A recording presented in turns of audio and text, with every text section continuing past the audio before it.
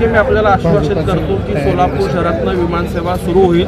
एअरपोर्टचं संपूर्ण काम झालेलं आहे। जे तांत्रिक मान्यता DGCAकडनं घेणं होतं त्यात काही क्युरी निघाले, त्यात ह्या पेट्रोलियमचं रिफिलिंगचं होतं। ते विमान गोव्यातनं निघणार आहे, सोलापूरला यायचं आहे, पुन्हा मुंबईला जायचं आहे, मुंबईतनं पुन्हा सोलापूरला येऊन त्या विमानाला गोव्याला द्यायचं आहे। इतक्या सगळ्या प्रवासामध्ये सोलापूरच्या बाकीच्या सगळ्या गोष्टीचा विचार करता जवळपास रिफिलिंगचं त्यांना त्या वेळेत मिळणारे स्लॉट्स असू द्यात, ह्या गोष्टी विचार करून त्यांनी एक क्युरी काढलेली की इथं जर एक स्वतंत्र रिफ्यूल स्टेशन असलं की कनेक्टिव्हिटी सगळ्या गोष्टी सोप्या होतील, रिफ्युलिंगला मदत होईल।